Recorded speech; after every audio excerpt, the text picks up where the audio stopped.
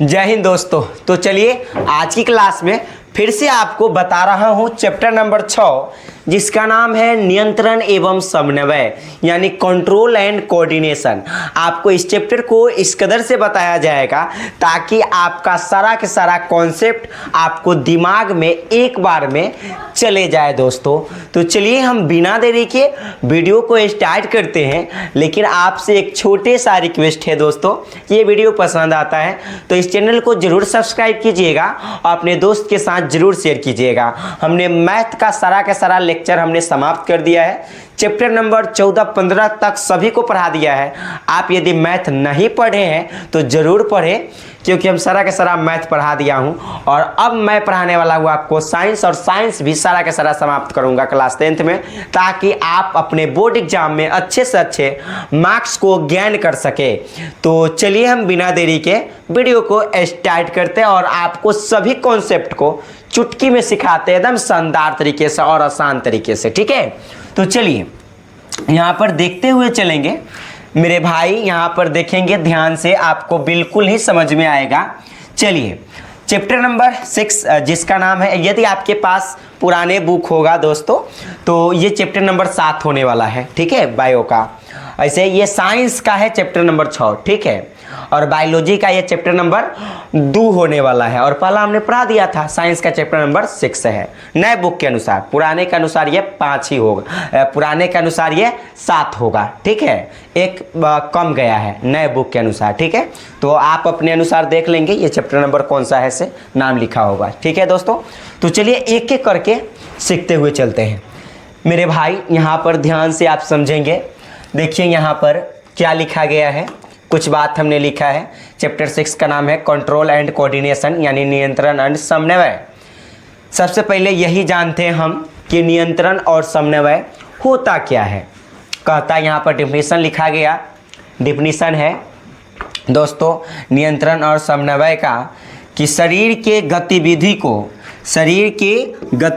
को रोकना या चालू करना या उसकी गति को बदल देना नियंत्रण कहलाता है, तथा विभिन्न गतिविधि को एक साथ जोड़कर एक ही उद्देश्य पर काम करवाना समन्वय यानी कोऑर्डिनेशन कहलाता है। देखिए इस पूरी बात कहने का मतलब क्या है मेरे दोस्त, ध्यान से समझेंगे। कहने का मतलब है कि नियंत्रण क्या है। नियंत्रण कहता है शरीर की गतिविधि, शरीर की कोई भी गतिविधि हो सकता है, तो शरीर की गतिविधि को रोकना, चालू करना, ठीक है, या अपनी गति को बदल देना ही नियंत्रण कहलाता है, ठीक है। और नियंत्रण कहलाता है जैसे हम अपनी गति को बदल दिए, ठीक है, अपनी गति को क्या कर दिए, हम बदल दिए, विभिन्न गति को क्या कर दिए, बदल दिए, या कहीं जा रहे हैं और अपनी गति को रोक दिए, या तो हम किसी भी दिशा में हम अपनी गति को मोड़ लिए, तो यही तो नियंत्रण है। इट्स वेरी सिंपल नियंत्रण है। कोई भी चीज़ हो सकता है, जैसे आपको हाथ जल रहा है, जैसे आप बैठे हुए हाथ आप सेक रहे हैं, ठंडी के समय है और आप हाथ सेक रहे हैं। कभी कभी ये होता है अचानक से जो हाथ जो है पकने लगता है, जलने लगता है, तो अचानक से आप खींच लेते हैं। ऐसे खींचते क्यों है? क्योंकि अपने हाथ को आप कंट्रोल कर लिए, नियंत्रण में कर लिए, समझ रहे? अपने हाथ को क्या कर लिए, नियंत्रण में कर लिए। और नियंत्रण में करने के लिए ये जो गतिविधि हुआ, हाथ खींचने का जो क्रिया हुआ, गतिविधि हुआ, इसको तो खींचने के लिए कुछ ना कुछ तो काम हुआ होगा। तो हुआ कौन सा काम? कोऑर्डिनेशन हुआ, समन्वय हुआ। क्योंकि समन्वय के कारण ही क्या कहा कि हाथ जल्दी से खींचो नहीं तो जल जाएगा, यही है कोऑर्डिनेशन, समझ रहे हैं? तो एक ही उद्देश्य पर काम करवाया कि जल्दी खींचो नहीं तो जल जाएगा, यही वाला बात है।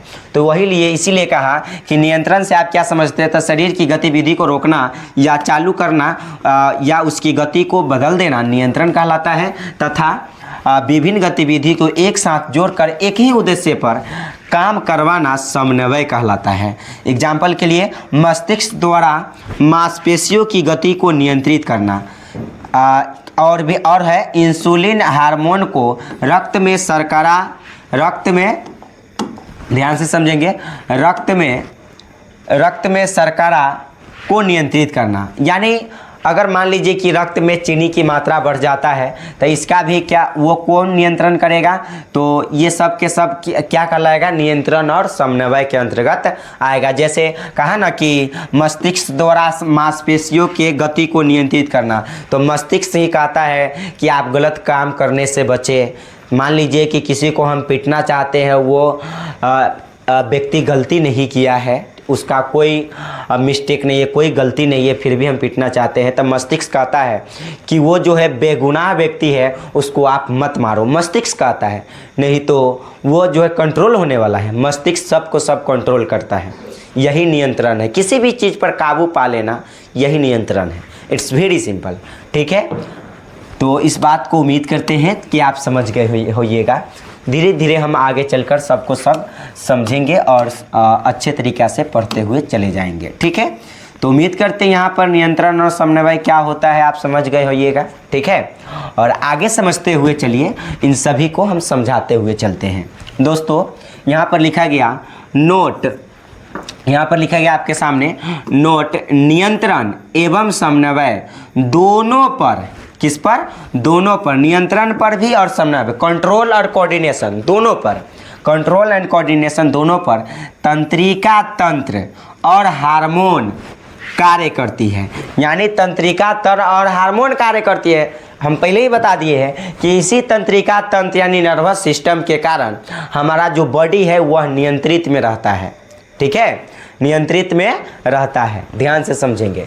ठीक है, तो और हार्मोन भी है हमारे शरीर में, जो हमारी बॉडी को बहुत सारे अंग को नियंत्रित कर, हमारे बॉडी में जो भी घटनाएं होती है उसको नियंत्रित करती है। ठीक है, हम आगे चलकर पढ़ेंगे, टेंशन न लीजिए, इसी चैप्टर में सारा का सारा चीज़ हमें पढ़ना है।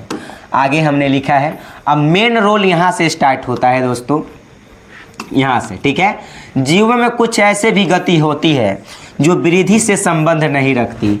इन सभी गति को हम इस प्रकार बांटते हैं, मतलब हम लोगों के शरीर में कुछ ऐसे भी गति होती है जो वृद्धि से संबंध नहीं रखता है। ऐसा नहीं कि वो काम होगा तो हम 1 इंची बढ़ जाएंगे, ऐसा चीज़ संभव नहीं है, या 1 इंची मोटा जाएंगे, ऐसा संभव नहीं है। ये वृद्धि से संबंध रखता ही नहीं है। हमारे शरीर में कुछ ऐसे भी गति होते हैं। ठीक है, कहेंगे कौन सी होती है? तो कहेंगे पहला है ऐच्छिक क्रियाएं यानी वॉलंटरी एक्शन, दूसरा है अनैच्छिक क्रियाएं मतलब अनवॉलंटरी एक्शंस, और तीसरा है प्रतिवर्ती क्रियाएं रिफ्लेक्स एक्शन। दोस्तों ध्यान से समझेंगे, ये ऐसे गति है जो वृद्धि से, हमारे शरीर में वृद्धि से कोई संबंध नहीं रखती है। तो यहाँ पर ध्यान से समझेंगे और आप समझते हुए चले जाएंगे, समझ जाएंगे। सबसे पहले ऐच्छिक क्रिया है। ऐच्छिक क्रिया क्या है हम इस समझते हैं।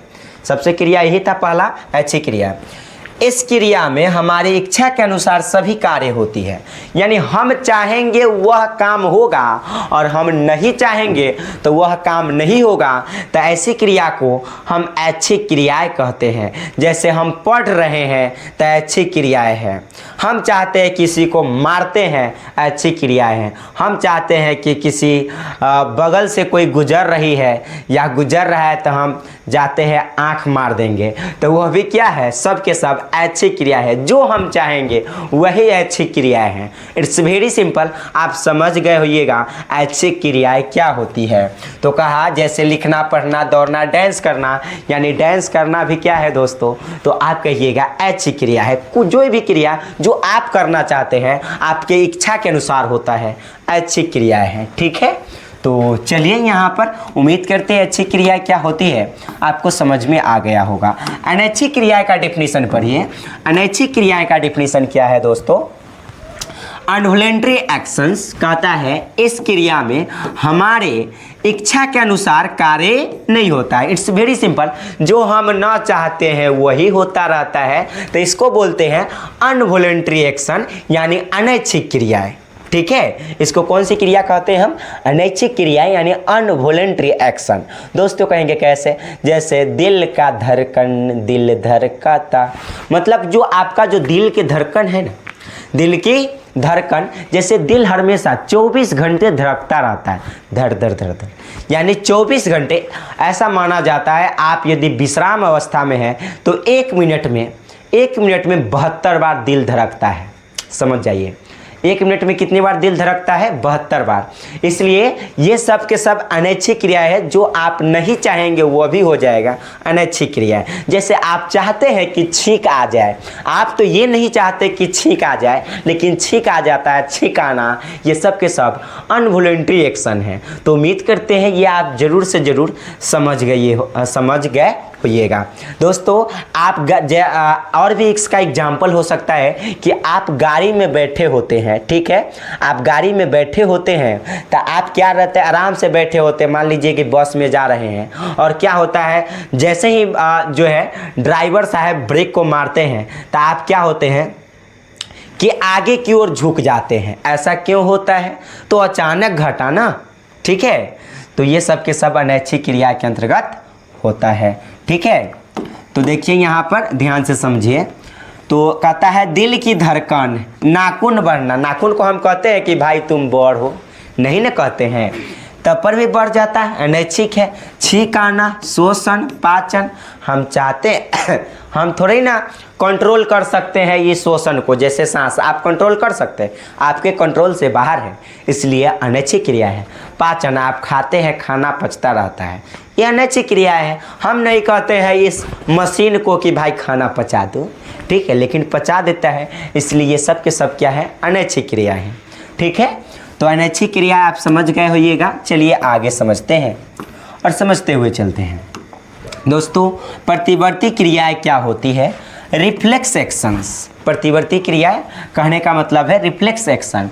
देखिए कहता है यह एक घटना है जो अचानक घटती है। इस बात को ध्यान रखें, कहता है यह एक घटना है जो अचानक घटती है। सोनू देखो स्पष्ट दिखाई दे रहा है आके? तो यहाँ पर क्या कहना है आपको? प्रतिवर्ती क्रियाएं यानी रिफ्लेक्स एक्शंस क्या है?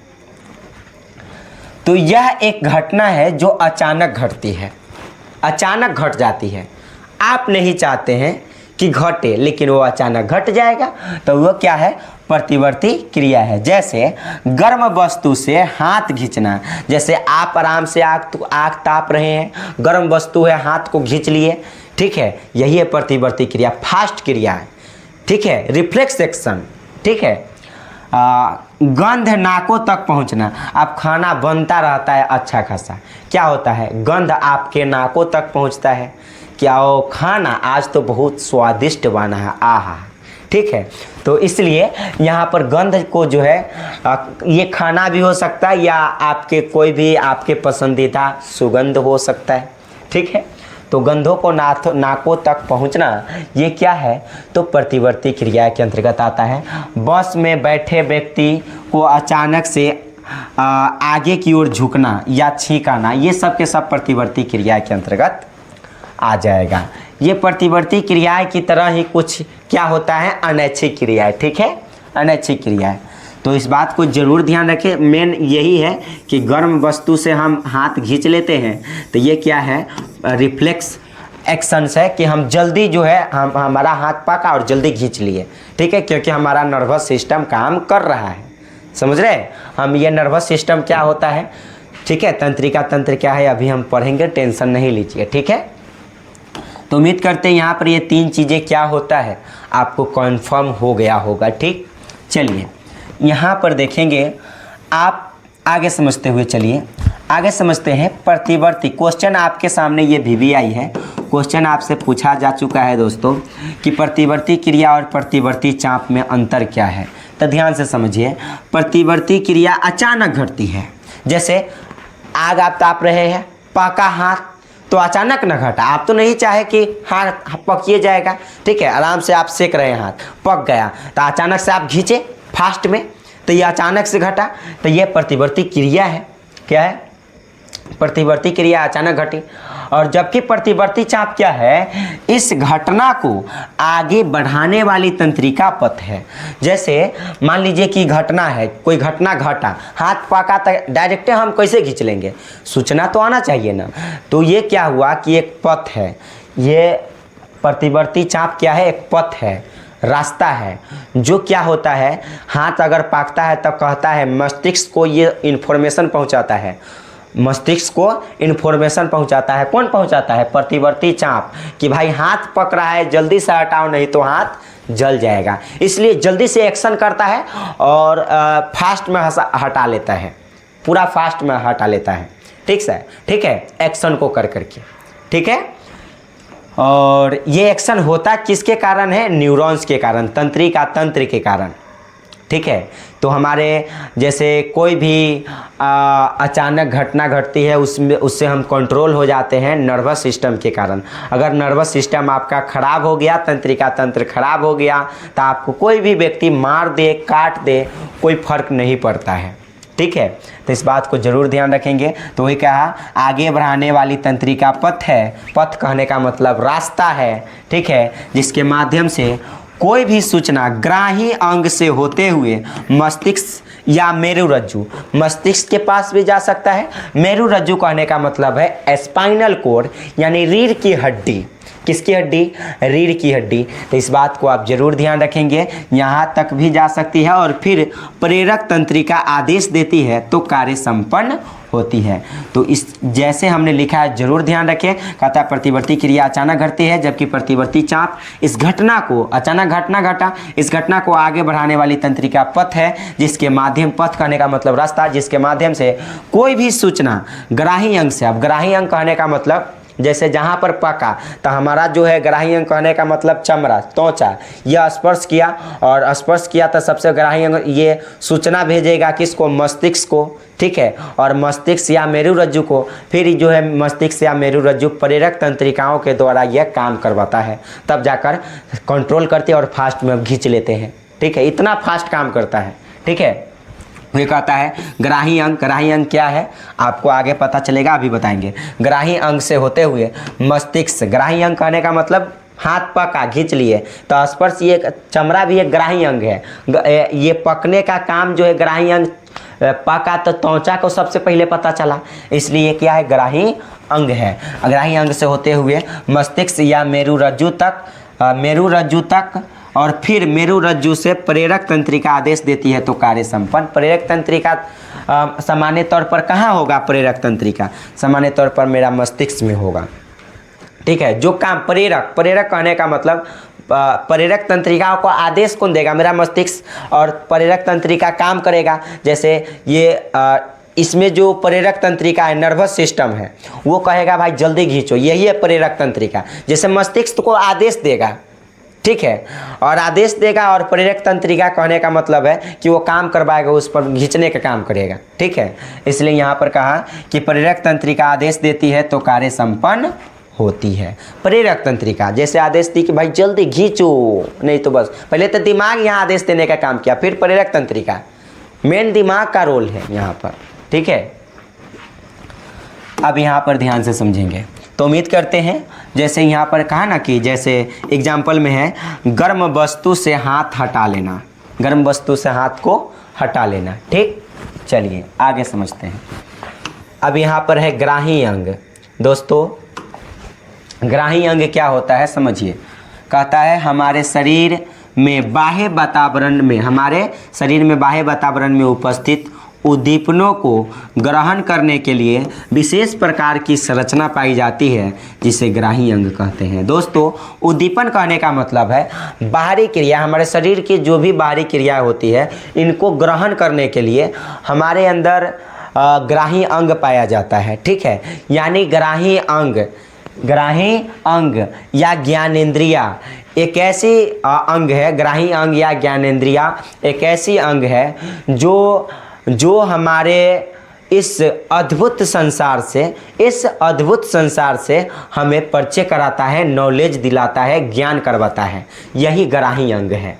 ठीक है, इसलिए हमने लिखा कि हमारे शरीर में बाह्य वातावरण में उपस्थित उद्दीपनों को ग्रहण करने के लिए एक विशेष प्रकार की क्या पाया जाता है, तो संरचना पाई जाती है, जिसे ग्राही अंग कहते हैं। ठीक है, ग्राही अंग कहते हैं, यानी ज्ञान को प्राप्त करवाने वाले अंग को ग्राही अंग कहते हैं। जैसे हमारे शरीर में 5 ग्राही अंग होते हैं।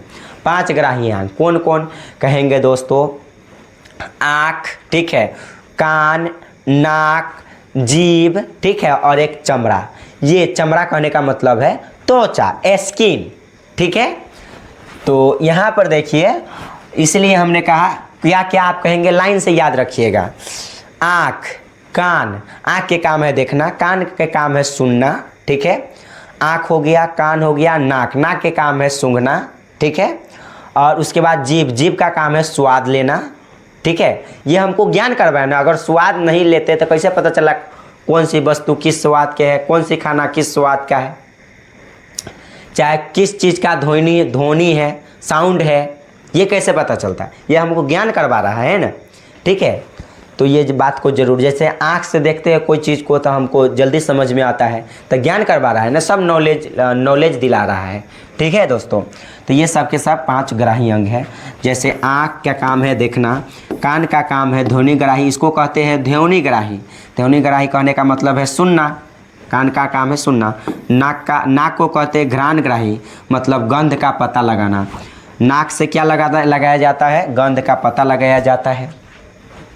चौथी है जीभ, स्वाद ग्राही। जीभ क्या है? स्वाद ग्राही, स्वाद का पता चलता है इससे, स्वाद लेता है, स्वाद को क्या करता है? लेता है। और भी आगे यहाँ पर ध्यान से समझेंगे, त्वचा, ठीक है।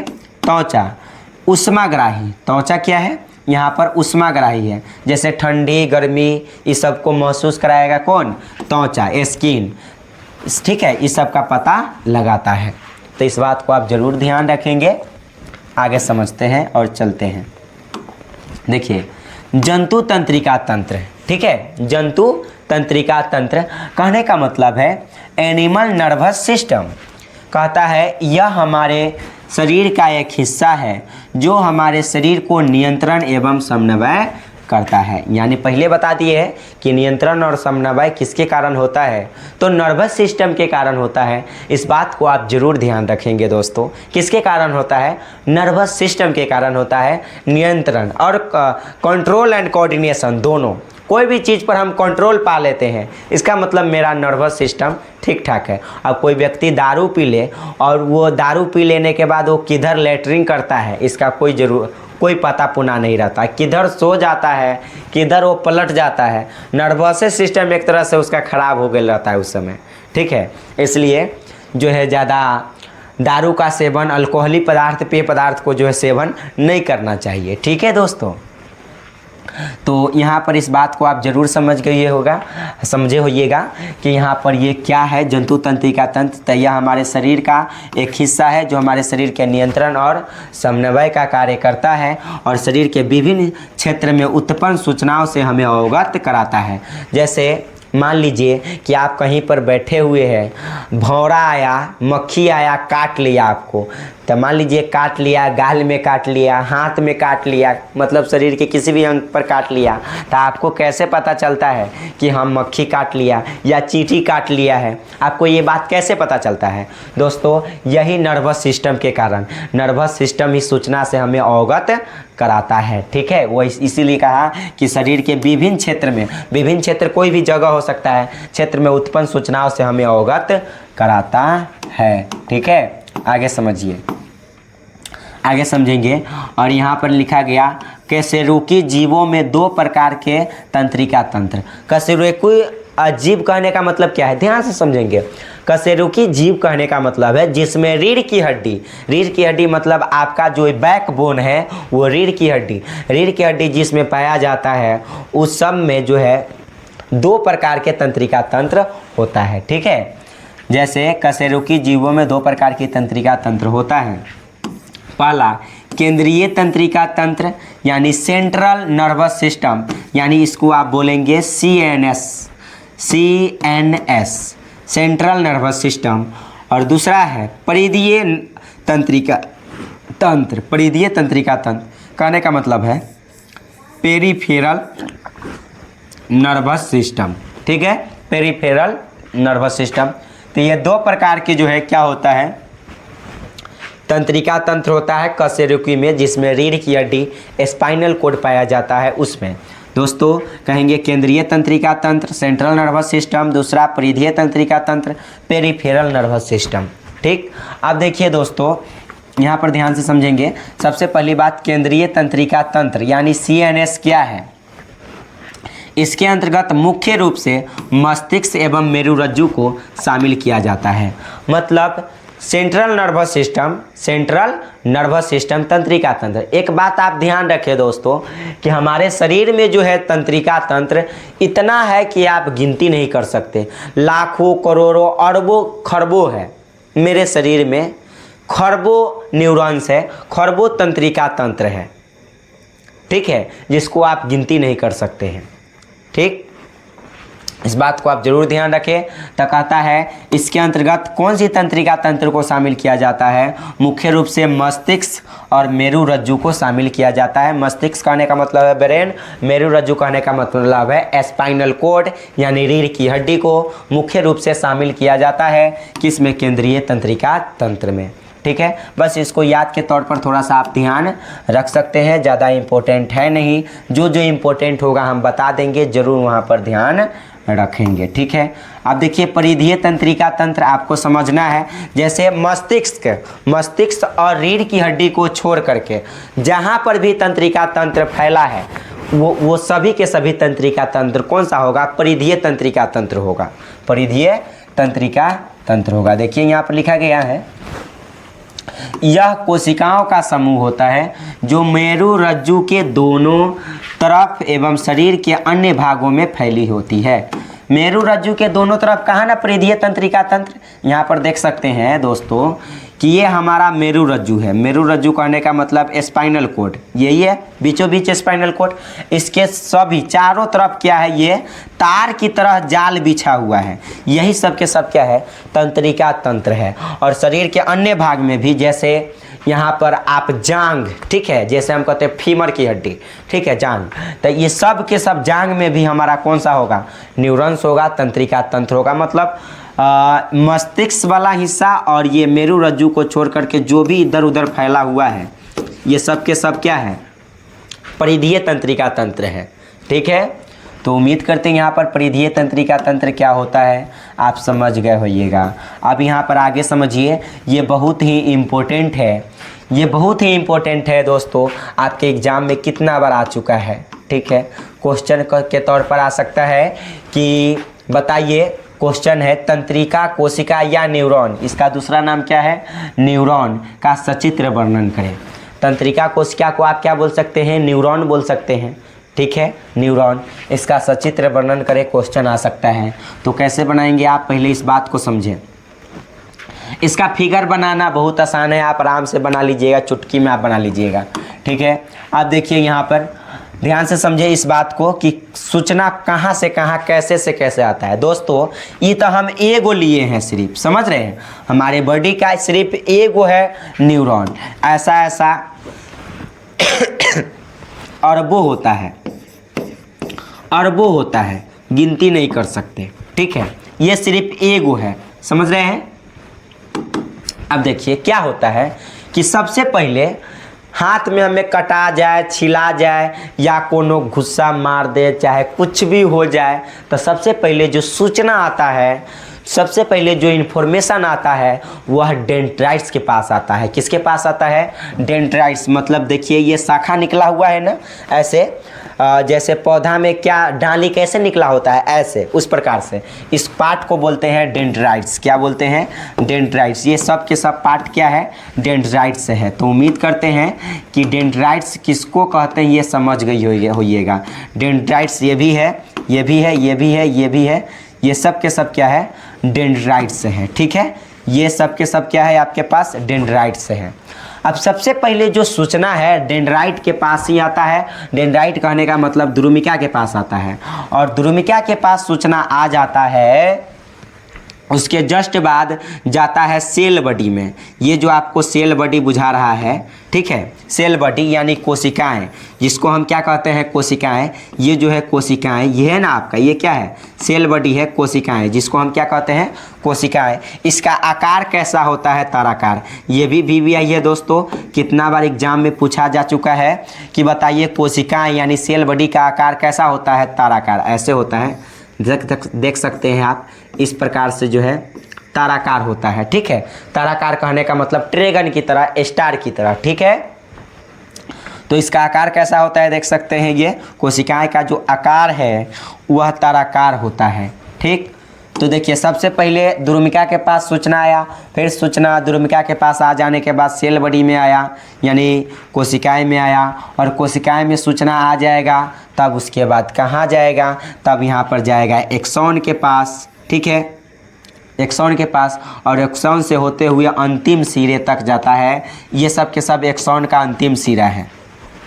ये क्या है, ये पूरा पार्ट यहाँ से लेकर यहाँ तक पूरा जो ये लंबा दिखाई दे रहा है, आपको ध्यान से समझेंगे, ये पूरा जो आपको लंबा दिखाई दे रहा है दोस्तों, यहाँ से लेकर यहाँ तक ये एक्सॉन है, ठीक है। और ये भी एक्सॉन वाला ही पार्ट है, लेकिन इसका अंतिम सिरा है। कहेंगे एक्सॉन कहाँ पर होता है, तो एक्सॉन होता है दोस्तों तंत्रिका तंत्र में, ठीक है, न्यूरॉन में, ठीक। ये क्या है, न्यूरॉन का इमेज है दोस्तों। तो ध्यान रखें यहाँ से लेकर यहाँ तक क्या है, एक्सॉन है। एक्सॉन देखिए कितना लंबा होता है, ठीक है, इस प्रकार से जो है होता है। और ये आपका जो है ऐसे निकला हुआ है, ये सब, ये क्या है आपका एक्सॉन का अंतिम सिरा है, ठीक है, एक्सॉन का अंतिम सिरा है। तो ध्यान रहे, सबसे पहले सूचना द्रुमिका में, डेंड्राइट्स में, फिर कोशिकाएं यानी सेल बॉडी में, ठीक है, ये क्या है आपके पास सेल बॉडी है। उसके बाद एक्सॉन में जाता है और एक्सॉन से होते हुए एक्सॉन के अंतिम सिरे के पास जाता है, ठीक है। अब देखिए बीच में जो ये आपका केंद्रक है, ठीक है, न्यूक्लियस है, यहाँ पर आप लिख सकते हैं बीच में क्या है, केंद्रक है। और ये जो बीच में छिद्र आपको दिखाई दे रहा है, इस छिद्र का नाम देते हैं, यहाँ पर छिद्र है, यहाँ छिद्र है, ये जो छेद बुझा रहा है इसको बोलते हैं रैनवियर का नोड, नोड ऑफ रैनवियर, ठीक है। इसको क्या बोलते हैं, नोड ऑफ रैनवियर, मतलब रैनवियर का नोड। और दोस्तों, और एक्सॉन तो पता चल गया, यहाँ से यहाँ तक क्या ये एक्सॉने है, ठीक है। ये मत समझ लीजिएगा कि हम यहाँ पर सिर्फ एक्सॉन सामने लेकर लिख दिए थे, इतना ही दूर एक्सॉन है। ये पूरा यहाँ से लेकर ये पूरा यहाँ तक एक्सॉने हैं, ठीक है। और एक्सॉन में क्या है, छोटे छोटे छिद्र पाया जाता है, उस छिद्र का रैनवियर, उससे क्या कहा जाता है, रैनवियर का नोड। अब देखिए इसके ऊपर, एक्सॉन के ऊपर एक लेयर पाया जाता है, जिस लेयर का नाम होता है माइलिन शीथ। क्या होता है, माइलिन शीथ। कहाँ पाया जाता है, एक्सॉन के ऊपर। यहाँ से यहाँ तक तो पूरे एक्सॉन है, तो एक्सॉन के ऊपर देखिए ये बेलन की तरह क्या है, ऐसे गोलाकार ये लेयर है, ये है, ये है, ये है, ये 1 2 3 4 गो यहाँ पर लेयर है, ठीक है। मतलब और भी लेयर हो सकता है, ठीक है, लेकिन इस फिगर में क्या होगा, 4 गो लेयर है। तो इसको बोलते हैं माइलिन शीथ। कौन सी शीथ, माइलिन शीथ, ठीक है। और ये है एक्सॉन का अंतिम सिरा, एक्सॉन टर्मिनल, ठीक। तो उम्मीद करते हैं यहाँ पर कि ये क्या होता है और कैसे कैसे काम करता है आपको समझ में आ गया होगा। दोस्तों एक बात को और भी ध्यान रखें, यहाँ पर ऐसे ऐसे तो बहुत सारे होता है। सूचना सबसे पहले कहाँ आएगा, यहाँ पर करंट की तरह सूचना जाता है। ध्यान रहे, जैसे आप में भी करंट पैदा होता है और करंट पैदा यही करवाता है। देखिए कैसे यहाँ पर लिखा गया, सारा का सारा ध्यान से समझेंगे, फिर आपको बताएंगे और फिर समझ में आएगा। देखिए यहाँ पर क्या लिखा गया, तंत्रिका कोशिका या न्यूरॉन मस्तिष्क और तंत्रिका तंत्र की मूल इकाई है। मूल इकाई कहने का मतलब ये छोटा सा यूनिट है, ऐसा ऐसा बहुत सारा होगा। कहा कि तंत्रिका कोशिका या न्यूरॉन मस्तिष्क और तंत्रिका तंत्र की मूल इकाई है, जो हमारी मांसपेशियों को सूचना भेजने और एक रासायनिक क्रिया द्वारा विद्युत आवेग यानी इलेक्ट्रिसिटी पैदा करती है। देखिए दोस्तों ये क्या है, तंत्रिका कोशिका क्या है, तंत्रिका कोशिका या न्यूरॉन मस्तिष्क और तंत्रिका तंत्र की मूल इकाई है, मूल इकाई है, जो क्या करता है, जो हमारी मांसपेशियों को सूचना भेजने और एक रासायनिक प्रक्रिया द्वारा, ठीक है, केमिकल प्रोसेस द्वारा विद्युत आवेग पैदा करती है, इलेक्ट्रिसिटी पैदा करती है। कौन, नर्वस सिस्टम यानी न्यूरॉन, जो आपको अभी दिखाए हैं वो। अब आगे कहता है, पॉइंट में लिखा गया, यह सूचनाओं को द्रुमिका, यह सूचनाओं को क्या करता है, तो यह सूचनाओं को द्रुमिका, ठीक है, सूचनाओं को सबसे पहले कहाँ भेजाया, द्रुमिका, हम बताए ना, द्रुमिका डेंड्राइट्स द्वारा उपार्जित करती है। उपार्जित करने का मतलब इकट्ठा करती है, लेती है सूचना सबसे पहले, और एक रासायनिक क्रिया द्वारा विद्युत आवेग पैदा करती है। दोस्तों यहाँ पर विद्युत आवेग, जैसे ही सूचना उसके पास आया तो वो विद्युत आवेग पैदा करेगा और डायरेक्ट से इन्फॉर्मेशन देने का कोशिश करेगा कि आपके शरीर में कोई घटना हो रहा है। किसको देगा, मस्तिष्क को, ठीक है। तो इस बात को जरूर ध्यान रखें। वही यहाँ पर लिखा गया कि और एक रासायनिक क्रिया द्वारा विद्युत आवेग पैदा करती है।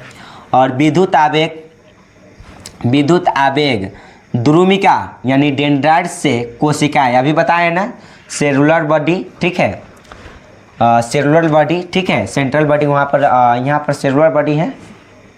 कोशिकाएं कहने का मतलब है सेल बॉडी भी बोल सकते हैं आप, ठीक है, सेल बॉडी, सेलुलर बॉडी। अब देखिए कोशिकाएं, सबसे पहले विद्युत आवेग कहाँ, विद्युत जैसे कंट्रोल ऑफ रासायनिक प्रक्रिया के द्वारा वो विद्युत आवेग पैदा किया, तो विद्युत आवेग ही सूचना के रूप में जो है आगे बढ़ता है और आपका सूचना पहुंचाता है। तो कहता है विद्युत आवेग द्रुमिका से कोशिकाएं तक जाता है, ठीक है, और फिर एक्सॉन से होता हुआ इसके अंतिम सिरे तक पहुंच जाता है। अब क्या कहता है, ध्यान से समझेंगे बात को। हम बताएं ना, एक्सॉन ये जो पार्ट है, सबसे पहले सूचना ऐसा ही आता है। सबसे पहले सूचना कहाँ आता है, तो ध्यान से समझेंगे। तो सबसे पहले आपके पास जो सूचना आएगा दोस्तों, सबसे पहले द्रुमिका के पास, फिर सेल बॉडी में, और सेल बॉडी से एक्सॉन, और एक्सॉन से होते हुए अंतिम सिरे, ठीक है, द्रुमिका से एक्सॉन और एक्सॉन से होते हुए अंतिम सिरे के पास जाता है, ठीक है। तो वही बात को यहाँ पर लिखा गया है, ज़्यादा कुछ कहने की आवश्यकता यहाँ पर है नहीं। यहाँ पर देखिए विद्युत आवेग द्रुमिका यानी कोशिकाएं तक जाता है और फिर एक्सॉन से होता हुआ इसके अंतिम सिरे तक पहुँच जाता है। आगे है, एक्सॉन के अंत में विद्युत आवेग कुछ रसायनों का विमोचन करता है। देखिए एक्सॉन के अंत में, एक्सॉन के अंत में कहा ना, एक्सॉन के अंत कहने का मतलब है कि यहाँ पर, ठीक है, यहाँ पर विद्युत आवेग यहाँ पर आता है ना, तो कुछ रसायन का ऐसे चलता है, ठीक है, एकदम gun gun gun gun gun gun gun gun ऐसे जाता है, एकदम स्पीड में ऐसे ऐसे ऐसे जाता है सूचना, ठीक है, करंट की तरह, ठीक। अब क्या होता है, यहाँ पर जब ऐसे जाता है सूचना करंट की तरह, तो अंतिम में कुछ रसायन का विमोचन करता है, यहाँ पर कुछ रसायन छोड़ता है, ठीक है, और कुछ रसायन छोड़ता है। क्या छोड़ता है, कुछ रसायन, मतलब केमिकल पदार्थ छोड़ता है। अब क्या होता है, केमिकल पदार्थ छोड़ता है, विमोचन करता है मतलब छोड़ता है। ये रसायन है रिक्त स्थान। अब ये रसायन कहाँ बैठ जाती है, अब मान लीजिए कि ये विद्युत आवेग पैदा किया और विद्युत आवेग पैदा करते हुए यहाँ पर आया, ठीक है, और यहाँ पर क्या हुआ कि विद्युत आवेग पैदा हुआ और कुछ रसायन यहाँ पर क्या हो गया कि छोड़ा, कुछ केमिकल पदार्थ छोड़ा। तो अब यहाँ पर कुछ खाली स्थान होता है। अब खाली स्थान होता है, तब खाली स्थान होता है तो यहाँ पर खाली स्थान को रसायन भर देता है और फिर से सूचना जो है इसी प्रकार के न्यूरॉन में आगे चला जाता है, और इस प्रकार के न्यूरॉन और भी यहाँ पर होगा आगे, ठीक है, ऐसा अकेला नहीं होगा, ऐसे ऐसे बहुत सारा न्यूरॉन होगा। तो देखिए, तो ये जो खाली स्थान है ना, इस खाली स्थान को हम सिनेप्स कहते हैं। खाली स्थान को क्या कहते हैं, सिनेप्स। मान लीजिए कि ये एक तंत्रिका तंत्र इधर है और हूबहू तंत्रिका तंत्र इधर भी है, तो दो तंत्रिका तंत्र हो गया, और दो तंत्रिका तंत्र के मध्य खाली स्थान को हम सिनेप्स कहते हैं। ध्यान रहे, ये भी क्वेश्चन बहुत VVI है, पूछा गया है कितना मरतबे, ठीक। और दोस्तों वही कहा कि कुछ रसायनों का विमोचन करता है। ये रसायन रिक्त स्थान यानी सिनेप्स को पार करती है और अगली तंत्रिका कोशिका के द्रुमिका में इसी तरह का विद्युत आवेग प्रारंभ करती है। ध्यान से समझेंगे। अब क्या कहता है, हम कहें ना कि इस प्रकार क्या और आगे होगा, तो अब कहता है कि यहाँ सिनेप्स को पार कर जाती है, मतलब खाली स्थान को पार कर जाती है, रसायन वहाँ पर छोड़ दिया और खाली स्थान को पार कर गया। तब क्या कहता है, और अगली तंत्रिका कोशिका के द्रुमिका मतलब डेंड्राइट में इसी तरह का विद्युत आवेग प्रारंभ कर देती है। अब फिर से जाएगा, अगला है तो डेंड्राइट में जाएगा। हम बोले ना कि ऐसा अकेला नहीं होता है, बहुत सारा होता है। तो अगला जाएगा और फिर से जो है विद्युत आवेग पैदा करेगा, फिर अगला से अगला, इसी प्रकार से सूचना जाता है लास्ट में कहाँ, मस्तिष्क के पास। और इतना फास्ट रहता है कि इतना फास्ट में सारा का सारा काम कर लेता है और आपको जान भी बचा लेता है, हाथ भी खिंचवा लेता है। समझ रहे हैं? तो इस बात को आप ज़रूर से ज़रूर ध्यान रखेंगे, ठीक। अब देखिए यहाँ पर मानव मस्तिष्क है, मानव मस्तिष्क। हमने न्यूरॉन के बारे में पढ़ लिया। न्यूरॉन के बारे में आप उतना लिख दीजिएगा, काम 35 हो जाएगा बहुत ही अच्छे तरीक़ा से। ठीक है, अब यहाँ पर है जो है आपको पढ़ना है मानव मस्तिष्क के बारे में। तो देखिए मानव मस्तिष्क के बारे में पढ़िए और ध्यान से समझेंगे, इसमें बड़ा इंटरेस्टिंग बात है। ठीक है, और ध्यान से पढ़ेंगे ताकि आपके एग्ज़ाम में बेहतर से बेहतर आप अपने एग्ज़ाम में बेहतर से बेहतर अंक को उठा सकें। ठीक है, चलिए इसको ध्यान से समझते हैं। सबसे पहले समझते हैं मानव मस्तिष्क क्या है। तो मानव मस्तिष्क यह एक जटिल अंग है। क्या है दोस्तों? कहा कि मानव मस्तिष्क एक जटिल अंग है जो हमारी शरीर में होने वाली सभी उत्तेजनाओं एवं प्रक्रियाओं को नियंत्रित करता है। देखिए यह मस्तिष्क ही है। मस्तिष्क एक जटिल अंग है जो हमारी शरीर में होने वाली सभी उत्तेजनाओं और प्रक्रियाओं को नियंत्रित करती है। जैसे अगर मस्तिष्क नहीं रहता तो दिमाग काम नहीं करता तो कोई भी व्यक्ति किसी को मार देता, काट देता। अगर दिमाग नहीं काम करता, ऐसा कभी कभी होता है, कोई दुश्मनी से ऐसा कर देता है तो उसका दिमाग जो है काम नहीं करता उस समय। मान लीजिए उसको नर्वस सिस्टम साफ खराब हो गया है। ऐसा इस तरह के जो कारनामे होते हैं बहुत ही गलत होते हैं। इसका परिणाम भी बहुत बड़ा गलत होता है, मतलब परिणाम भी बहुत बड़ा होता है। जैसे आप किसी के साथ गलत करते हैं तो आपको गलत का सज़ा तो मिलेगा, इट्स वेरी सिंपल। ठीक है, तो इसका जो सज़ा भी मिलता है तो बहुत उल्लंघ मिलता है। इसलिए जितने भी प्रकार के उत्तेजना, वो किसी पर भी प्रकार का उत्तेजना हो सकता है। जैसे किसी के प्रति आप गलत निगाहों से देखते हैं। अगर मान लीजिए कि आप जो है आप अपने खास स्पेशल आदमी को अच्छे निगाहों से देखते हैं, ओ आज इसको देख के बहुत मस्ती में थी। ठीक है, मतलब एक दिमाग लगाते बहुत अच्छा लग रहा थी, क्या आज का रुतबा था उसका। ठीक है, ऐसे आप जैसे सोचते हैं, इसका मतलब सोचे इस बात को। ठीक है, इस बात को सोचे तो मेरा मस्तिष्क कहेगा ठीक है वो अपने जगह पर है, सही बात है कि सुंदर लग रही है कह दिए, लेकिन उसके साथ ऐसा नहीं कि सुंदर लग रही है तो वहाँ पर जाइएगा और उसको आंख मार दीजिएगा जाकर। ऐसा होगा तो कभी कभी क्या होगा, आप लात भी खा सकते हैं। तो इस प्रकार के जो भी उत्तेजनाएं हैं और हमारे शरीर में जो भी उत्तेजनाएं होती है, उत्तेजनाएं कहने का मतलब हमारे शरीर में बहुत सारे घटनाएं घटती है। जैसे हमें मन करता है, बहुत सारे मन में भावना चलती रहती है, कुछ गलत वीडियो देखने का, कुछ गलत काम करने का। ठीक है, किसी को ये मन करता है कि हम लड़की को पटाएं। ठीक है, तो ये क्या है, सब उत्तेजना है। और इस सभी उत्तेजनाओं पर नियंत्रण कौन करता है? नियंत्रण मेरा मस्तिष्क करता है। आप जाते हैं मेला में घूमने, और मेला में घूमने जाते तो क्या करते हैं, वहाँ पर लड़की को देखते हैं, दिस डेट करते हैं मेला में जा कर के कि वो इतना सुपर, कहते हैं इतना सुपर, ऐसा कहते हैं। अगर मान लीजिए वो सुन लेगा तो आपके साथ क्या करेगा? ये बात बोलते हैं लेकिन उस लड़की से चुरा के बोलते हैं। ठीक है, तो ऐसा आप बोलते हैं लेकिन चुरा कर बोलते हैं। तो ध्यान रहे इन सभी का जो कंट्रोल अप है, ऐसा आप चुरा के ही क्यों बोलते हैं? जैसे फ्रंट पर नहीं बोलते तब बगल से बोलकर निकल जाते हैं, ऐसे क्यों बोलते हैं? ऐसे इसलिए बोलते हैं ताकि आपका जो है नर्वस सिस्टम काम कर रहा है। ठीक है, नर्वस सिस्टम काम कर रहा है, आपका दिमाग काम कर रहा है। ठीक है, वही कहा, यही सब तो उत्तेजनाएं हैं, इन सभी को नियंत्रित करना मेरा मस्तिष्क का काम है। ठीक है, इसीलिए यहाँ पर लिखा गया है। तो यहाँ पर देखिए, और मस्तिष्क के कितने भाग हैं उसके भी हम बात करते हैं। ध्यान से समझते हुए चलेंगे और सभी को समझेंगे ध्यान पूर्वक से। ठीक है, और समझिए यहाँ पर देखिए दोस्तों, यहाँ पर देखिए ये कपाल है। कपाल कहने का मतलब है खोपड़ी। ये जो है आपका, ये क्या है, कपाल है, खोपड़ी है। ये क्या है आपका, ऊपर से जो ऊपरी लेयर होता है, मस्तिष्क का जो ऊपरी लेयर होता है कपाल, ठीक है, जो हड्डी टाइप में होता है वो कपाल है, खोपड़ी है। ठीक है, तो उम्मीद करते हैं खोपड़ी है क्या होता है आपको समझ गए। ठीक है, अब यहाँ पर कपाल तो खोपड़ी समझ गए, ये ऊपरी लेयर होता है खोपड़ी, कपाल। अब देखिए मस्तिष्क मुख्य रूप से 3 भागों में बटा होता है। मस्तिष्क मुख्य रूप से कितने भागों में बटा होता है दोस्तों? याद रखें, मस्तिष्क मुख्य रूप से 3 भागों में बटा होता है।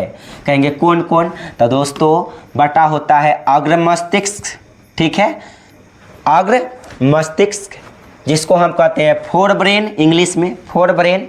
यहाँ पर ये क्या है आपका अग्र मस्तिष्क। और दूसरा है यहाँ पर मध्य मस्तिष्क, जिसको हम बोलते हैं मिड ब्रेन। और लास्ट में है पश्च मस्तिष्क, जिसको हम कहते हैं इंग्लिश में हिंद ब्रेन।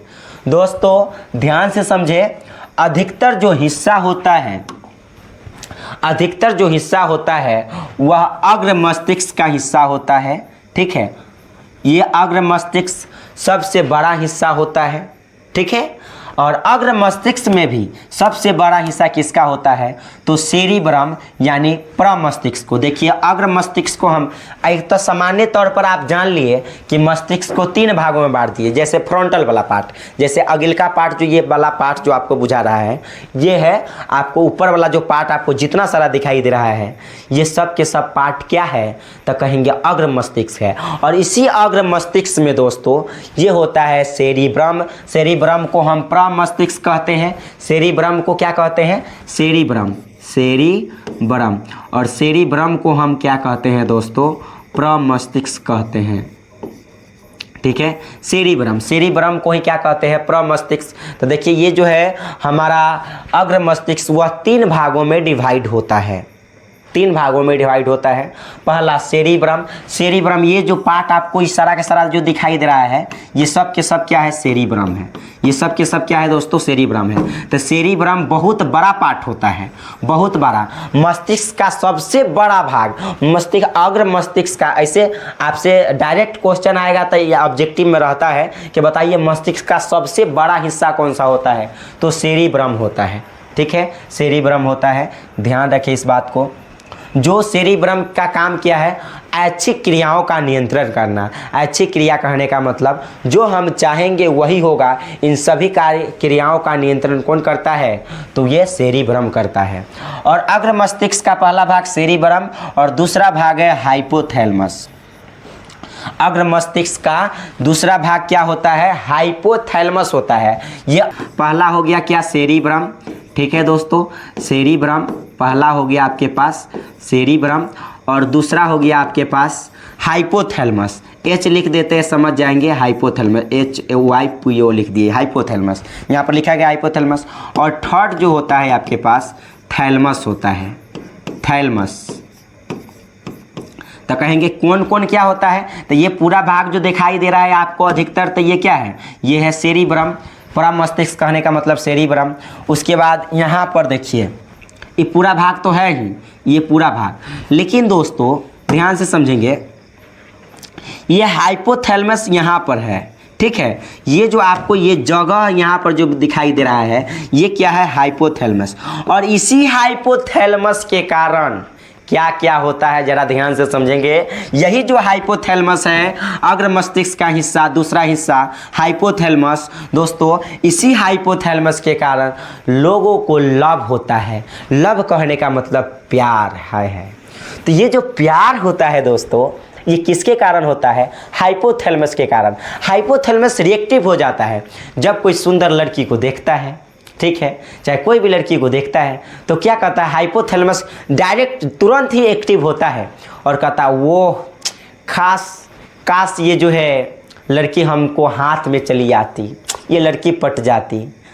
तो ये काम करवाता कौन है, हाइपोथैलेमस। हाइपोथैलेमस रिएक्टिव हो जाता है। हाइपोथैलेमस क्या होता है, रिएक्टिव हो जाता है, मतलब एक्टिव हो जाता है उस समय। और हाइपोथैलेमस के ही कारण लोगों को प्यार होता है या नफरत होता है। ठीक है, ये सब के सब प्यार, मोहब्बत, नफरत, ठीक है, सुख, प्यास, भूख। आपको प्यास लगता है, भूख लगता है, प्यार करने का मन करता है, ये सब के सब किसके कारण से होता है, हाइपोथैलेमस। मस्तिष्क का, अग्र मस्तिष्क, फोर ब्रेन का एक हिस्सा, कौन सी, हाइपोथैलेमस, जिसके कारण से आपको भूख, प्यास, प्यार इन सब करने का मन करता है। ठीक है, और इसका कंट्रोल कौन करेगा भाई, कंट्रोल भी हाइपोथैलेमस ही करता है। करवाएगा भी यही और कंट्रोल भी यही करवाएगा। मतलब लव भी करवाएगा यही और हाइपोथैलेमस भी ये कंट्रोल भी करवा देगा। ये इतना पावरफुल है हाइपोथैलेमस। तो याद रखें, भूख, प्यास, प्यार, नफरत और शरीर के तापमान का नियंत्रण, इन सभी का नियंत्रण करना और इन सभी का नियंत्रण क्या कौन करता है? तो याद रखिए हाइपोथैलेमस करता है, हाइपोथैलेमस। तो इतना बड़ा रोल होता है हाइपोथैलेमस का। उसके बाद है यहाँ पर बीच में एक हिस्सा होता है यहाँ पर जिसका नाम होता है दोस्तों, बीच में एक हिस्सा जिसका नाम होता है थैलेमस। जिसका नाम क्या होता है दोस्तों? थैलेमस। नहीं जानते तो आप जान ले कि बीच में एक हिस्सा होता है थैलेमस। क्या होता है? थैलेमस। यही है अग्र मस्तिष्क का 3 भाग। ये थैलेमस क्या करता है? तो ये काम करता है ठंडी, गर्मी और नींद लगाने का भी और जगाने का भी। अगर हमें नींद आता है तो ये थैलेमस के कारण आता है, अगर हम उठ जाते हैं तो थैलेमस के कारण, ठीक है। और ज़्यादा ठंडी और गर्मी का एहसास कराता है कौन? तो थैलेमस कराता है, मस्तिष्क का एक हिस्सा थैलेमस, अग्र मस्तिष्क का हिस्सा। तो उम्मीद करते हैं इतना बात आपको जरूर समझ में आया होगा। अब यहाँ पर हम मध्य मस्तिष्क की बात करते हैं दोस्तों। तो मध्य मस्तिष्क का इसमें ज़्यादा खास बात है नहीं इसका, ये सिर्फ क्या करता है? दृष्टि नियंत्रण करता है। दृष्टि मतलब ये आँख का जो है ना, इसको कंट्रोल करके रखता है, भाई बच के रहना। यह दृष्टि नियंत्रण करने का काम करता है कौन? मध्य मस्तिष्क, मिड ब्रेन, ठीक। तो इस बात को जरूर ध्यान रखेंगे। उसके बाद लास्ट में आता है आपका पश्च मस्तिष्क, कहने का मतलब हिंद ब्रेन। ये क्या कर, इसका भी 3 भाग होता है। अग्र मस्तिष्क का भी 3 भाग, इसका मध्य मस्तिष्क का कोई भाग नहीं होता, और ये पश्च मस्तिष्क का 3 भाग होता है। कहेंगे कौन कौन होता है दोस्तों? सबसे बड़ा भाग होता है यहाँ पर सेरिबेलम। यहाँ सेरिब्रम लिखे थे, यहाँ सेरेबलम है, सेरेबेलम, ध्यान रहे सेरेबलम। ये जो है ना, ये जो है, ये जो सीम के बीच की तरह जो ऐसे जो निकला हुआ है घास की तरह या फूल की तरह जो ऐसे है, ये क्या है? तो ये दोस्तों ये आपका सेरेबेलम है, सेरेबेलम, ठीक, सेरेबेलम है। इस बात को आप जरूर ध्यान रखें, ये क्या है? सेरेबेलम है। और उसके बाद इसका भी 3 भाग कौन कौन? तो पश्चिम मस्तिष्क का 3 भाग कौन कौन? एक सेरेबेलम, ठीक है, एक पोन्स है और एक लास्ट में यहाँ पर मेडुला है। क्या है? Pons, medulla, cerebellum, pons, medulla, cerebellum, ठीक। अब इस बात को जरूर ध्यान रखेंगे। अब ये पश्चिम मस्तिष्क का सबसे बड़ा हिस्सा होता है कौन? पश्चिम मस्तिष्क का सबसे बड़ा हिस्सा कौन है? सेरेबेलम होता है।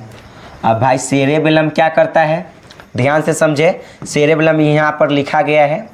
सेरेबेलम के बारे में यदि आप देखेंगे, सेरेबेलम तो यह शरीर को संतुलन बनाए रखता है। बहुत इंपॉर्टेंट बात है कि सेरेबेलम जो है आपका शरीर के संतुलन को बनाए रखता है, ठीक है। तो चलिए हमने जो बताया है आपको एक एक करके मैं आपको बता दूं। देखिए, मस्तिष्क हमारे शरीर का मुख्य समन्वय केंद्र है। समन्वय केंद्र कहने का मतलब कोऑर्डिनेशन केंद्र है। कोऑर्डिनेशन मतलब कोई भी काम को कोऑर्डिनेट करने वाले, कोऑर्डिनेशन देने वाले, ठीक है, समन्वय करने वाले, ठीक। तो मस्तिष्क हमारे शरीर का मुख्य समन्वय केंद्र है। मस्तिष्क को 3 भागों में बांटा गया है। मस्तिष्क को कितने भागों में बांटा गया है? तो मस्तिष्क को 3 भागों में बांटा गया है। जरूर ध्यान रखें, हम पहले ही बता दिए, अग्र मस्तिष्क, मध्य मस्तिष्क, पश्चिम मस्तिष्क। इमेज से आपको उम्मीद करते हैं क्लियर हो गया होगा, पहले बता दिए थे। आप कहते हैं अग्र मस्तिष्क को 3 भागों में बांट दिए थे। कौन कौन दोस्तों? 3 भागों में कौन कौन? तो पहला सेरिब्रम, प्रमस्तिष्क या सेरिब्रम, यह मस्तिष्क का सबसे बड़ा भाग होता है। पहले बता दिए मस्तिष्क का सबसे बड़ा भाग होता है। इसके द्वारा ऐच्छिक क्रियाओं का नियंत्रण होता है, पहले बताए हैं हम, ठीक है, सेरिब्रम। और दूसरा है हाइपोथैलेमस। हाइपोथैलेमस क्या करता है दोस्तों? इसके द्वारा भूख, प्यास, प्यार, नफरत, सुख, दुख, रक्तदाब, शरीर का तापमान नियंत्रित होता है। पहले बता दिए कि प्यार, भूख, प्यास, नफरत, सुख, दुख, रक्तदाब और शरीर का तापमान नियंत्रण किसके द्वारा होता है? हाइपोथैलेमस द्वारा होता है, ठीक। अब अगला है थैलेमस। यह दर्द गर्म, ठंडा, नींद तथा नींद से जगाने का केंद्र है ना। यहाँ पर केंद्र पहले बता दिए हैं कि यह दर्द, गर्म, ठंडी, इन सभी और नींद से जगाने का केंद्र है। मतलब दर्द का अनुभव होता है किसके कारण से? थैलेमस के कारण से। खुशी का अनुभव किसके कारण से होता है? हाइपोथैलेमस के कारण, ठीक है। तो इस बात को जरूर से आप ध्यान रखें। चलिए अब आगे समझते हैं। मध्य मस्तिष्क, ये ज़्यादा कुछ नहीं, पहले बता दिए, यह दृष्टि नियंत्रण करता है, ठीक। अब आगे है पश्चिम मस्तिष्क, इसको भी 3 भागों में बांटा गया है। पहला सेरेबेलम, यह शरीर को संतुलन बनाए रखता है, संतुलन बनाए रखता है, जरूर याद रखें कि यह शरीर को संतुलन बनाए रखता है। अब उसके बाद छोटा दिमाग, छोटा दिमाग कहने का मतलब पोन्स हम बता दिए हैं, पोन्स यहाँ पर पोन्स है, और पोन्स क्या करता है, यह मध्य मस्तिष्क का सबसे छोटा हिस्सा है। हम फिर से इमेज में आपको ले चलेंगे, यह मध्य मस्तिष्क का सबसे छोटा हिस्सा, याद रखें पोन्स। और लास्ट में है आपके पास मस्तिष्क का लास्ट हिस्सा क्या है, मेडुला। मेडुला यह अनैच्छिक क्रियाओं का नियंत्रण करता है। दोस्तों याद रखें, सेरिब्रम ऐच्छिक क्रियाओं का नियंत्रण करता है, लेकिन मेडुला अनैच्छिक क्रियाओं का नियंत्रण करता है, जैसे दिल की धड़कन, छींकाना, ठीक है, इन सभी को नियंत्रण कौन करता है, अनैच्छिक क्रिया तो यही सब न है, इन सब का नियंत्रण मेडुला करेगा, ध्यान रहे। तो यहाँ पर देखिए, और ये जो 3 पार्ट हम जो बताए हैं, इस बात को यहाँ पर ध्यान रखें।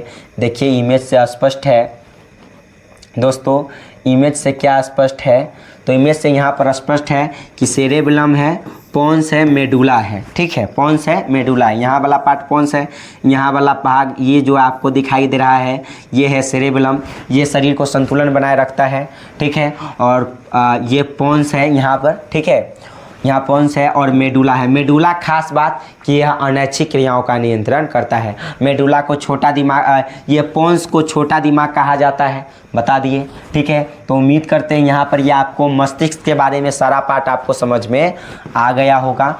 अब हम चलते हैं आगे चलिए और समझिए ज़रा ध्यान से। दोस्तों आप समझते हैं पादप हार्मोन क्या है।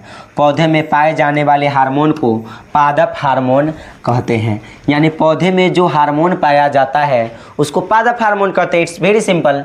पौधे में 2 तरह के हार्मोन पाए जाते हैं। पहला वृद्धि प्रवर्धक, जो पौधे में वृद्धि के लिए जिम्मेवार है, जैसे पौधे बढ़ता है, मोटाता है, इन सब के लिए जिम्मेवार जो भी होगा वो वृद्धि प्रवर्धक होगा। वृद्धि प्रवर्धक कहने का मतलब है पौधा में लंबाई बढ़ना, पौधा की मोटाई बढ़ना, ये वृद्धि प्रवर्धक है, वृद्धि प्रवर्धक। और दूसरा है वृद्धि रोधक, जिससे पौधे की ना लंबाई बढ़ेगा, ठीक है, और पत्ता सूख जाएगा, वृद्धि रोधी पत्ता झड़ जाएगा, ठीक है। ये किसके कारण होता है, वृद्धि रोधी हार्मोन के कारण। तो पौधे में 2 तरह के हार्मोन पाया जाता है, वृद्धि प्रवर्धक और वृद्धि रोधी। अब ये जानते हैं हम लोग कि वृद्धि प्रवर्धक कौन कौन है, वृद्धि प्रवर्धक कौन कौन हार्मोन है। ध्यान रहे, पौधे में वृद्धि हार्मोन मुख्यतः 3 होती है। कौन कौन होती है, तो ऑक्सिन होती है, जिबरेलिन होती है, साइटोकाइनिन होती है। ये 3 ऐसे हार्मोन हैं जो पौधे में वृद्धि करवाता है। पौधे में वृद्धि कौन कौन, ऑक्सिन, जिबरेलिन, साइटोकाइनिन। ध्यान रहे, ऑक्सिन, जिबरेलिन, साइटोकाइनिन, ये 3 ऐसे हार्मोन होता है जो पौधे में वृद्धि के लिए उत्तरदायी होता है। जैसे यह पौधे में लंबाई में वृद्धि करवाता है, कौन, ऑक्सिन। दूसरी बात जिबरेलिन, यह फूल तथा पत्तियों को वृद्धि करता है। स्पेशल नाम पूछ दे कि फूल तथा पत्तियों को वृद्धि करने के लिए जिम्मेवार कौन है, तो कहेंगे जिबरेलिन है, ध्यान रहे। अगली बात पूछ देगा साइटोकाइनिन का क्या कारण है, ये भी तो वृद्धि से संबंधित है, लेकिन क्या करता है, यह पौधे में कोशिका विभाजन को प्रेरित करता है। तो ज़्यादा कुछ है नहीं, ये देखिए फूलों तथा पत्तियों में वृद्धि करता है। यह पौधों की लंबाई में, ऑक्सीजन क्या करता है, पौधे की लंबाई में वृद्धि करता है। जिबरेलिन पौधे फूलों तथा पत्तियों को वृद्धि करता है, ठीक है।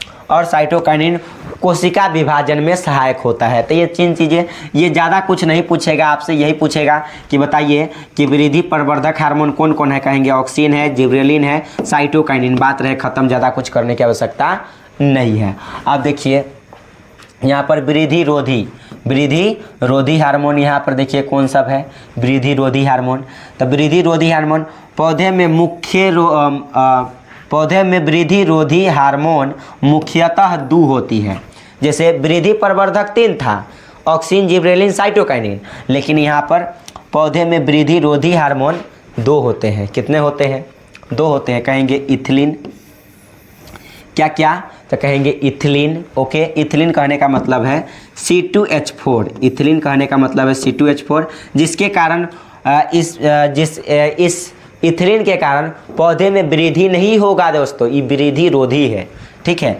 यह एक गैसीय पादप हार्मोन है, ये भी पादप हार्मोन ही है, एक गैसीय है लेकिन कैसा है, गैस है। गैसीय पादप हार्मोन है कौन, इथिलीन, जो क्या करता है, फलों को प्राकृतिक रूप से पकाता है।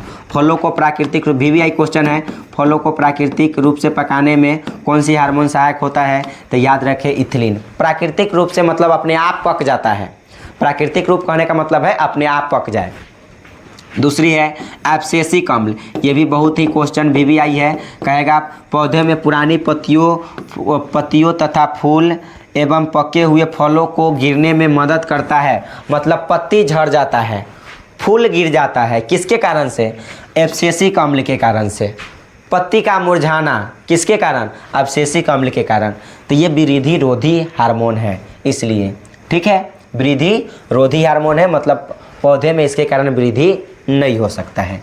तो ज़रूर ध्यान रखें इस बात को, हमने क्या क्या बताया, ठीक। अब यहाँ पर ज़रा ध्यान से समझे, नोट करके लिखा गया है, ये भी VVI क्वेश्चन आपके लिए हो सकता है, ठीक। एसिटिलीन यानी C2H2, ऐसे पहले था इथिलीन, ये है एसिटिलीन।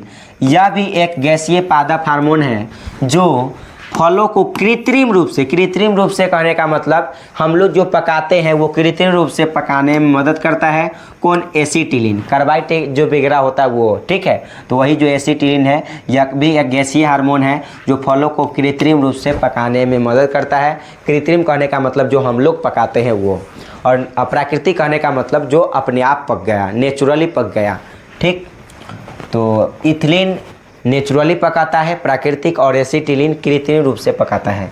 आगे समझते हैं जंतुओं में हार्मोन।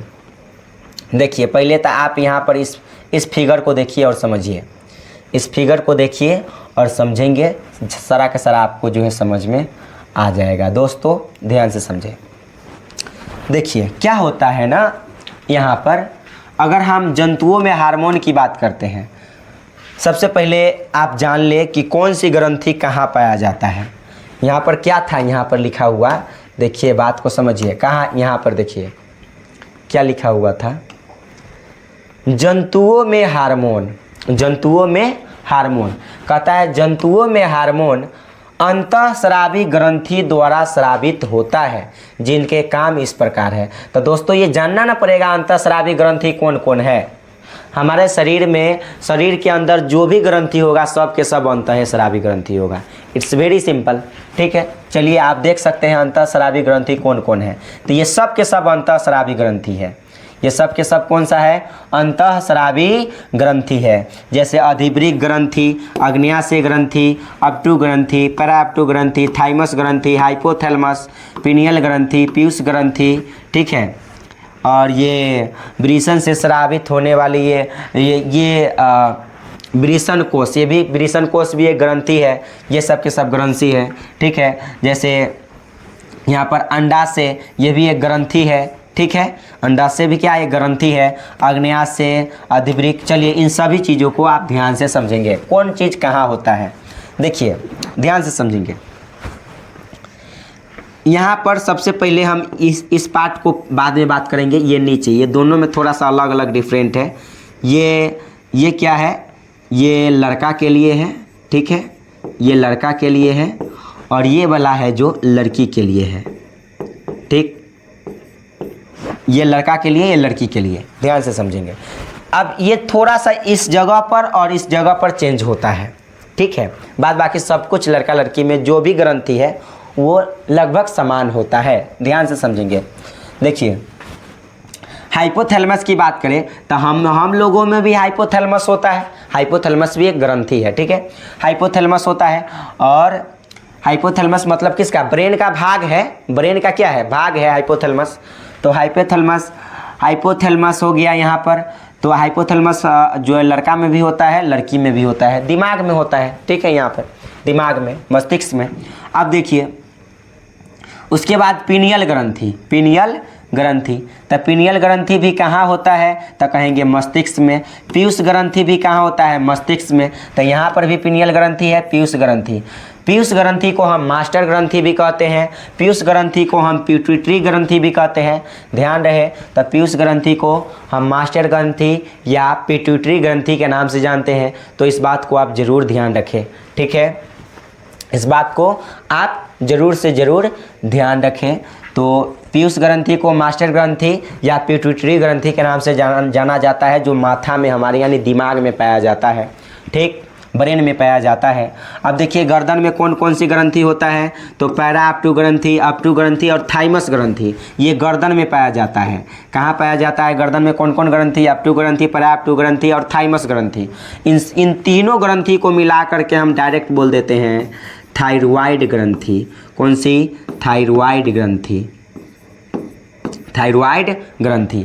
और दोस्तों अब जब नीचे आइएगा तो ये आपके पास मिलेगा किडनी। ये क्या है, तो ये जो है ऐसे बीज के समान है, बीज के क्या है, ये बीज की भांति है। तो इधर भी किडनी है और ये भी किडनी है, दोनों तरफ किडनी है। और किडनी के जस्ट ऊपर ये जो बुझा रहा है आपको, किडनी के जस्ट ऊपर ये क्या है, अधिवृक्क ग्रंथि, जिसको हम इंग्लिश में एड्रीनल ग्रंथि कहते हैं, एड्रीनल ग्रंथि कहते हैं। तो ध्यान रहे, इसको हम एड्रीनल ग्रंथि के नाम से जानते हैं, अधिवृक्क ग्रंथि को। और यहाँ पर जो है अग्न्याशय ग्रंथि, कौन सी ग्रंथि, अग्न्याशय ग्रंथि। ये क्या है, ये अग्न्याशय से ही स्रावित, मतलब अग्न्याशय के पास एक ग्रंथि होता है जिसको हम क्या कहते हैं, अग्न्याशय ग्रंथि। यहाँ पर होगा अग्न्याशय ग्रंथि, ये पेट के यानी उदर के जस्ट नीचे होता है, ठीक है। अब देखिए ध्यान से समझिए, लास्ट में होता है वृषण कोष। वृषण कोष कहने का मतलब है, और वृषण आप समझ रहे हैं कि नहीं, उम्मीद करते हैं आप वृषण समझ रहे होइएगा। वृषण कहने का मतलब है टेस्टिस, जो आपका जो लटका होता है वो क्या है, तो वो क्या है आपके पास, वृषण है, ठीक है। तो ये है वृषण, ठीक है, मतलब मेल में, पुरुष में 2 वृषण होते हैं। तो ये वृषण कहने का मतलब है टेस्टिस। अब देखिए दोस्तों, और ये जो वृषण है कहाँ होगा, वृषण कोष में। अच्छा है, वृषण कोष कहाँ होगा, वृषण, जब तक ले वृषण नहीं रहेगा क्या वृषण कोष बन पाएगा, नहीं बन सकता है। मतलब वृषण कोष हुआ तब भी वृषण आया है, वृषण कोष नहीं रहेगा तब वृषण रहेगा कहाँ, इसका मतलब वृषण कोष भी एक ग्रंथि है, वृषण कोष ग्रंथि, ठीक है। अब दोस्तों इस वृषण कोष में क्या रहता है, वृषण रहता है। और इस वृषण से एक हार्मोन निकलता है जिसको हम कहते हैं टेस्टोस्टेरोन। टेस्टिस यानी ये जो वृषण है, इससे एक हार्मोन निकलता है जिसका नाम होता है टेस्टोस्टेरोन। टेस्टोस्टेरोन मतलब इंग्लिश में इसको हम टेस्टिस बोलते हैं। इसको इंग्लिश में दोस्तों, इसको इंग्लिश में हम क्या बोलते हैं, तो इंग्लिश में इसको हम टेस्टिस बोलते हैं, ठीक। इंग्लिश में क्या बोलते हैं, इसको हम टेस्टिस बोलते हैं, छोट बार बना ना देते हैं, ठीक है। यहाँ पर मतलब हम बता देते हैं, यहाँ पर ये क्या है, टेस्टिस है, ठीक है, मतलब लटका हुआ रहता है। और इसमें क्या होता है, वृषण कोष, क्या होता है, वृषण कोष होता है, ये है वृषण कोष, ये में जो है। और इसी टेस्टिस से एक हार्मोन निकलता है जिसको हम कहते हैं टेस्टोस्टेरोन। ये क्या करता है, भ्रूण को विकास में सहायता प्रदान करता है, जरूर ध्यान रखें, ठीक है। या शुक्राणु, ये जो है ना शुक्राणु नर युग्मक होता है, शुक्राणु को विकास में ये सहायता प्रदान करता है। कौन करता है, टेस्टोस्टेरोन, ठीक। अब यहाँ पर अब सेम इसका उल्टा यहाँ पर होता है गर्भाशय, ठीक है, गर्भाशय। यहाँ पर और भी इसका विस्तार जानकारी अगला चैप्टर में आपको मिलेगा। जैसे अंडाशय की संख्या 2 गो होता है, अंडाशय की संख्या कै गो होता है, अंडाशय भी एक ग्रंथि है जो लड़की में पाया जाता है। अंडाशय की संख्या 2 गो होता है, एगो इधर, ठीक है। और इस अंडाशय के एक पार्ट अंडा, जिससे एक हार्मोन निकलता है जिसको हम प्रोजेस्टेरॉन या एस्ट्रोजन कहते हैं। 2 तरह के हार्मोन निकलते हैं इससे, एक प्रोजेस्टेरॉन और एक एस्ट्रोजन, ठीक है। तो इसको ज़रूर ध्यान रखें, हम सारा का सारा यहाँ पर लिखे हैं। और ये लड़की में ये पाया जाता है अंडाशय, वो अंडाशय की संख्या 2 लेकिन अंडा की संख्या अनंत होता है। ठीक, तो ज़रूर ध्यान रखें। और इससे कौन सा हार्मोन निकलता है अंडाशय से, तो कहेंगे प्रोजेस्टेरॉन और एस्ट्रोजन हार्मोन निकलता है। ठीक है दोस्तों, अब यहाँ पर देखिए, यहाँ अग्न्याशय से इंसुलिन हार्मोन निकलता है। अग्न्याशय से कौन सी हार्मोन निकलता है, इंसुलिन। और एड्रिनल ग्रंथि से एड्रिनल हार्मोन निकलता है। अधिवृक्क ग्रंथि कहने का मतलब है कि एड्रिनल ग्रंथि, और एड्रिनल ग्रंथि से एड्रिनल हार्मोन का स्राव होता है। और गर्दन से, यहाँ से थायराइड ग्रंथि से, ठीक है, थायराइड ग्रंथि से जो है, थायराइड ग्रंथि से कौन सी हार्मोन का, थायरिक्सिन हार्मोन का स्राव होता है। ध्यान रखें। चलिए अब सबके बारे में एक एक करके यहाँ पर देखते हैं, ध्यान से समझेंगे और सारा का सारा आपको समझ में आ जाएगा। दोस्तों यहाँ पर देखिए,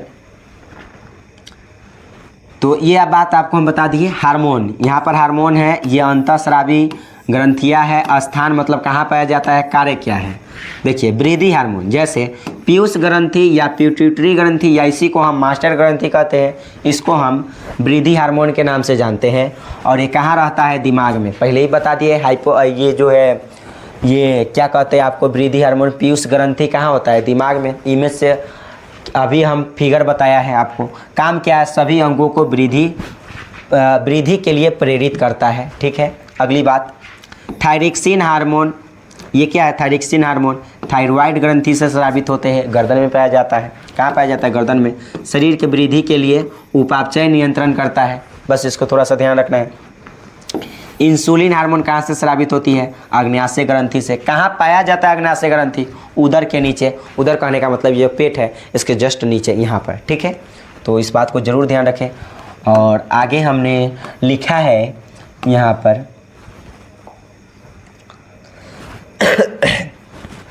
आगे लिखा है, ध्यान से समझेंगे, टेस्टोस्टेरोन। क्या लिखा है, टेस्टोस्टेरोन। पहले बता दिए, ये वृषण कोशिका कहाँ से निकलता है, ये वृषण कोश से निकलता है टेस्टोस्टेरोन, या यूँ कह सकते हैं वृषण से। कहाँ से निकलता है, वृषण, यानी टेस्टिस से निकलने वाले हार्मोन को टेस्टोस्टेरोन कहते हैं। ठीक, टेस्टोस्टेरोन कहते हैं। ठीक, अब ये कहाँ पाया जाता है, तो वृषण कोश में। ये कौन सी स्रावी ग्रंथि से निकलती है, तो वृषण कोश से। अगर मूलतः रूप से कहेंगे कहाँ से, तो वृषण से। ठीक है, अब इसका काम क्या है, टेस्टोस्टेरोन को भ्रूण को विकास करना। भ्रूण को विकास करना, भ्रूण को क्या करना, भ्रूण मतलब एक छोटे से बच्चे एकदम उसको बीज के समान होता है। भ्रूण को विकास करना किसका काम होता है, टेस्टोस्टेरोन का काम होता है। उसके बाद है 5वां, एस्ट्रोजन। एस्ट्रोजन ये क्या काम करता है, एस्ट्रोजन कहाँ पाया जाता है, एस्ट्रोजन कहाँ से स्रावित होता है, अंडाशय से। पहले बता दिए हैं, एस्ट्रोजन या प्रोजेस्टेरोन दोनों हार्मोन हो सकता है। कहाँ से स्रावित होता है, अंडा से। और स्पेशल कहाँ से, अंडा से। स्थान अंडा से, अंडा से ये स्रावित होता है। काम है मादा अंगों को विकास करना, जो भी मादा अंग है उसको विकास करना। हम आगे पढ़ेंगे मादा अंग कौन कौन होता है। आगे एड्रिनल हार्मोन, ये एड्रिनल ग्रंथि से स्रावित होता है। एड्रिनल ग्रंथि कहने का मतलब है अधिवृक्क ग्रंथि। वृक्क के ऊपर, किडनी के ऊपर पाया जाता है एड्रिनल ग्रंथि। वृक्क के ऊपर, कहाँ पाया जाता है, वृक्क के ऊपर। ये काम क्या है, दिल की धड़कन को तेज करना है। ठीक, अब है लास्ट में मोचन हार्मोन। मोचन हार्मोन कहने का मतलब है, मान लीजिए कोई व्यक्ति निमोचिया कैसे होता है, तो इसका मतलब उसमें मोचन हार्मोन की कमी है। जैसे किसी को आप देखिएगा मोच ही नहीं होगा, मोच जिस व्यक्ति को नहीं रहता है उसका मतलब मोचन हार्मोन की कमी है, जिस कारण से वह व्यक्ति निमोचिया हो जाता है।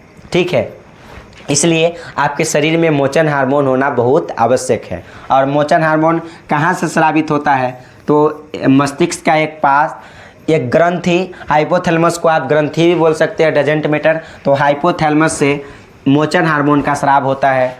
तब जो है आपका बाल होगा गाल में, मूछ में, तब आप निमोचिया नहीं कहलाइएगा। ठीक है, यानी किसी को यदि बाल नहीं होता, लोग सामान्य तौर पर निमोचिया कह देता है। यानी किसी को यदि बाल नहीं होता है मूछ में, यानी मूछ यदि नहीं, मतलब ये यहाँ पर बाल नहीं उगता है, तो कहता है निमोचिया है। निमोचिया कहना ये सेंस अच्छा नहीं है, तो लोग ऐसे बोल देते हैं। लेकिन दोस्तों यहाँ पर उस व्यक्ति के पास क्या है, मोचन हार्मोन की कमी है। जिसके कारण उसका मोच नहीं उग रहा है। ये कहाँ से स्रावित तो हाइपोथैलेमस से, रहता कहाँ है, मस्तिष्क में। हाइपोथैलेमस कहाँ रहता है, मस्तिष्क में। काम क्या है, पिट्यूटरी ग्रंथि से हार्मोन को स्राव के लिए प्रेरित करना, पिट्यूटरी ग्रंथि से हार्मोन के लिए प्रेरित करना। ठीक है, तो उम्मीद करते हैं ये सारा के सारा जो है आपको समझ में आ गया होगा। ठीक है, तो ये वीडियो कैसा लगा आप लोग कमेंट बॉक्स में ज़रूर बताइएगा। सो फिर मिलते हैं अगले वीडियो में। ओके, धन्यवाद।